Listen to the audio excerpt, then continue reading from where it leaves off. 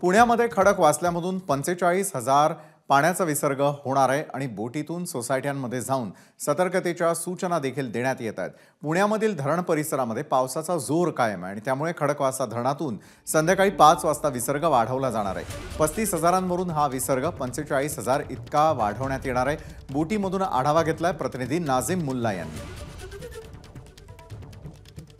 पुण्यातल्या धरण क्षेत्रामध्ये पावसाचा जोर हा वाढलेला आहे आणि त्यामुळेच मुठा नदी पात्रामध्ये खडकवासल्यातून पाण्याचा विसर्ग वाढवला जाणार आहे। सध्या 35,000 क्युसेक इतकं पाण्याचा विसर्ग आहे, तो आता 45,000 क्युसेक इतका केला जाणार आहे आणि त्याच अनुषंगाने अग्निशमन दलाकडून अशा पद्धतीनं भोंग्याद्वारे या ठिकाणच्या सोसायट्यांमधल्या रहिवाशांना सूचना दिल्या जात आहेत।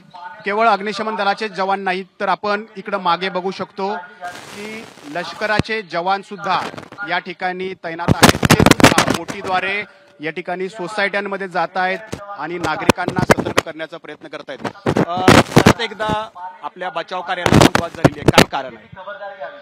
पाण्याचा विसर्ग 45,000 सोडण्यात येणार आहे 5 वाजता, त्यामुळे बचत कार्याला पुन्हा सुरुवात झालेली आहे। पुन्हा अडकलेल्या लोकांना बाहेर काढण्याचे प्रयत्न चालू आहेत। कोण वयस्कर असतील, जर कोण पेशंट असतील तर त्यांना पाणी आता सोडले, पण पाणी पुन्हा कमी केव्हा होईल हे सांगू शकत नाही, त्यासाठी खाली येण्याचा आग्रह करतोय। बरोबर, आता पाण्याचा प्रवाह जो आहे तो या ठिकाणी आपण कमी झाल्याचं पाहतोय खरं, परंतु पुढच्या काही वेळांमध्येच म्हणजे 5 वाजता 45,000 क्युसेक पाण्याचा विसर्ग जो आहे तो या मुठा नदीमध्ये केला जाणार आहे। त्यामुळं ज्या एकता नगरमध्ये आता पाण्याचा प्रवाह कमी दिसतोय तो पुढच्या काही मिनिटांमध्ये वाढलेला आपल्याला पाहायला मिळणार आहे। त्यामुळेच प्रशासन पुन्हा एकदा सज्ज झालेलं आपल्याला पाहायला मिळत आहे।